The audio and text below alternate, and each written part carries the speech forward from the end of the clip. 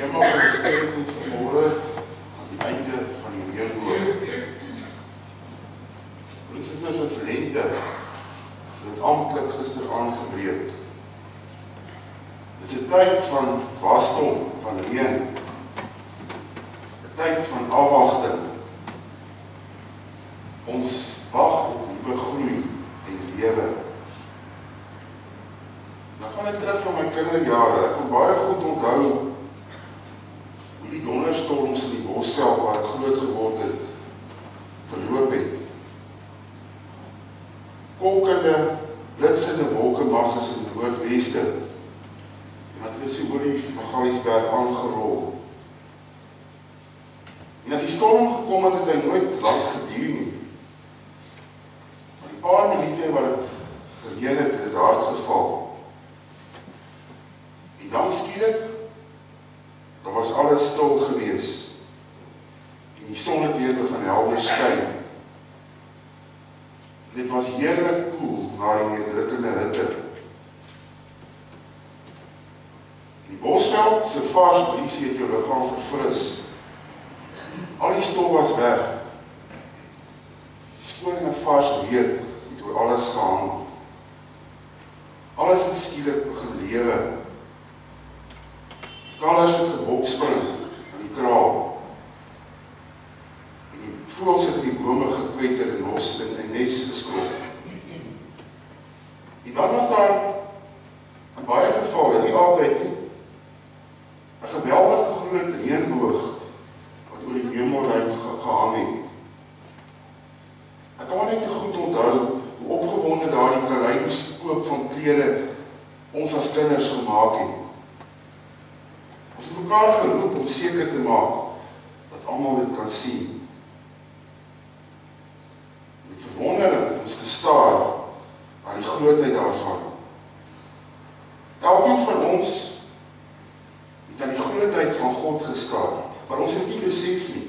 Met ander woorde, God het ons opgewonde gemaak, al het ons dit nie besef nie. Dit is nie interessant as die lewe nie. As jy groter word, dan hoor jy dat die reënboog eintlik die gevolg is van sonstrale wat deur vochtige lig skyn. En dan is dit so asof die misterie van 'n reënboog en alles wat jy as kind daar rondom gebou het verdwyn. En wat hier is, jy raak so besig. So besig dat jy nie eers meer die tyd het om by die venster uit te kyk as daar 'n reënboog na 'n donderstorm verskyn. Dit het iets alledaags geword. Dit maak jou nie meer opgewonde nie. En dit is jammer as 'n reënboog mense nie meer opgewonde maak nie. Want aan die einde van die reënboog wag daar steeds die goudpot. Kom ons hoor wat sê 'n bekende Afrikaanse sanger, Koos du Plessis, hoe hy dit beskryf. As die reën van stof en roet verby is en die rook verdwyn, sal daar in die sterrelose hemel 'n neonboog verskyn. Kyk maar goed, want as jy hom vind, vertel ek vir jou 'n sprokie, my kind. Van 'n stadskis met ou kettinge gebind aan die neonboog se punt. As jy geluk en vrede wil vind, soek die neonboog se punt. Dan vind jy die land van blou safiere en dalk 'n brokkie son. Die eienaardige van die reënboog as teken in Genesis 9 is dat hierdie teken in die eerste plek nie die teken van God aan mense is nie, maar die teken van God aan God self.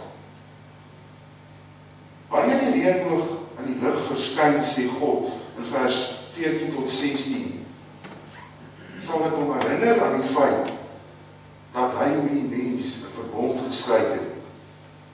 En dat hy God, die mens beloof het, dat hy getrou aan sy verbond sal bly. die aarde en alles wat daarop woon nie weer verwoes nie.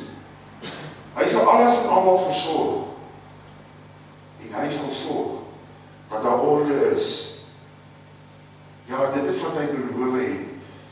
En dit is wat die teken God aan herinner. Is nie ongelooflik nie. Dit ploeg jou om. Dit druk jou tot in die diepste van jou menswees. Want hoe kan God, wil jy vra, so goed vir 'n mens wees? Wat meer is, God is sommer bereid om deur homself aan sy belofte herinner te word. Wanneer die reënboog verskyn, dan wys die vinger daarheen en sê by implikasie, dit is die Here se teken aan my, dat hy 'n genadeverbond met my gesluit het. Hy sal my nie vernietig nie, want hy het deur sy seun my sonde uitgewis. Die reënboog is die teken wat vir jou sê, dat ons nie klein en weerloos uitgelewer is aan die natuur en die elemente nie. God, ons Vader in die hemel, heers oor alles, ja ook oor die natuur. Tweedens is die reënboog vir ons 'n teken van lewe. Want reën of dan water gee lewe. Maar broers en susters, die reënboog is 'n teken van hoop. Wanneer die sonstrale deur die wolke breek, sien jy daar die kaleidoskoop van kleur. 'n Kleureband wat aandui dat God sorg, dat hy lewe bring. En net so ook is dit wanneer daar die donker wolke in jou lewe verskyn. Miskien ons daar die spreekwoord wat sê, dat elke donker wolk 'n silwer randjie het. Maar die lewe se storms woed.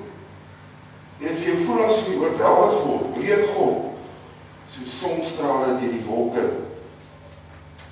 en ervaar jy sy teenwoordigheid. Verskyn hy al sy heerlikheid in jou lewe, is 'n reënboog oor die horison. En tree God op so 'n manier in jou lewe in, dat jy ervaar dat God sy beloftes waarmaak. Ja, jy kan dit miskien alles saamvat deur te sê, die reënboog dien as teken van God se genade en van sy liefde, sy sorg en sy goedheid.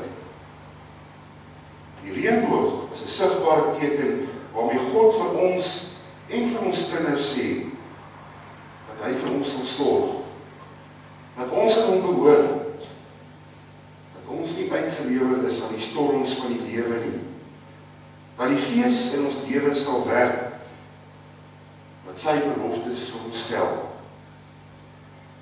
Elke keer wanneer jy die reënboog sien, word jy herinner aan die beloftes, die liefde en die sorg wat God jou verseker. Dit is die teken dat God by ons is, dat ons nie alleen is nie, dat hy ons Vader is wat sorg, versorg, ons nooit vergeet nie. Maar in jou eie lewe, broer en suster, daar die skarptes in die einde van die reënboog, weet jy al reeds ontvang nie? Hoeveel versorging, hoeveel liefde, vergifnis, genade, het God nie al in jou lewe oor jou uitgestort nie? En daarom, as jy nie die seisoen wat kom, die reënboog sien wat God gee, loof en prys God gerus maar weer 'n keer vir dit wat hy vir ons gee. Heel waarskynlik, die meeste van julle die titel van die liedjie van Koos die Plesier ken, waar ek in die begin aangehaal het. Die sprokie van 'n stadskind. Wat gebeur met ons kinders wanneer hulle die sprokies hoor wat ons as ouers hulle vertel? Is hulle nie verwonderd nie? Verwonderd soos wat hulle inleef in daardie wêreld wat jy vir hulle bring nie. Dit laat hulle droom.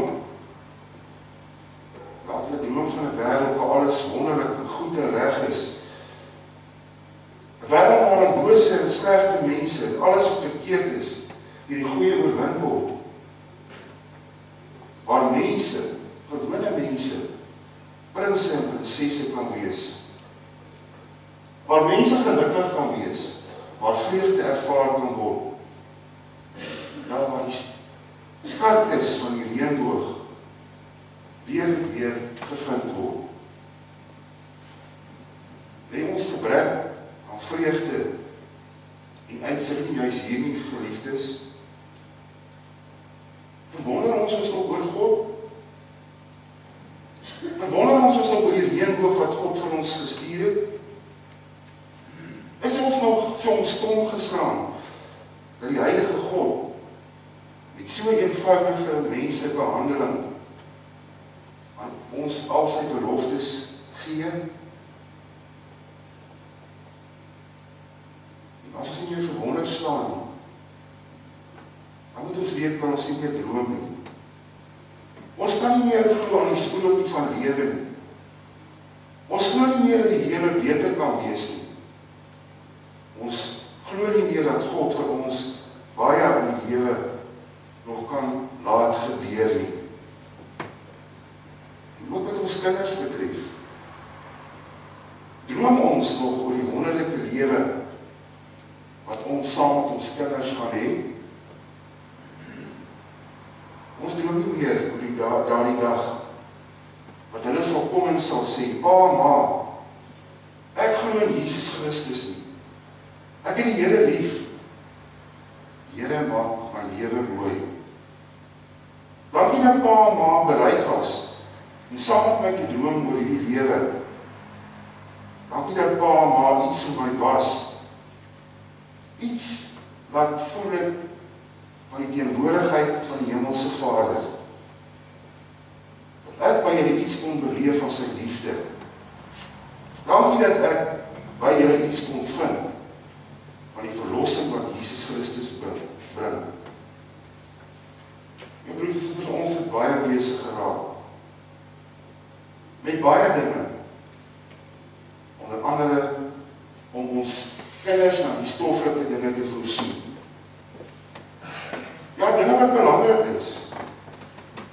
Maar ek dink ons kyk nie meer altyd boontoe nie.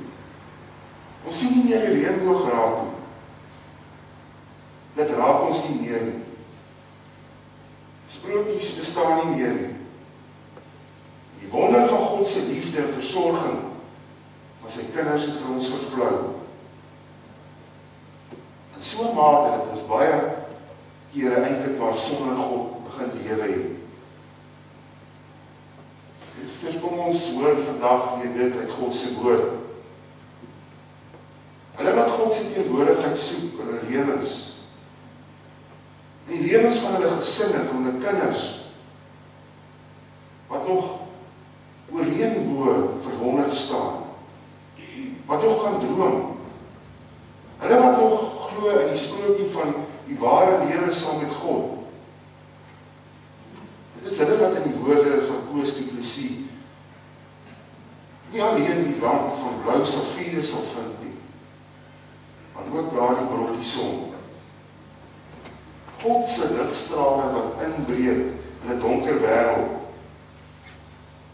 God se pragtige kleureboog wat ons lewens inkleer en vul met pragtige oomblikke.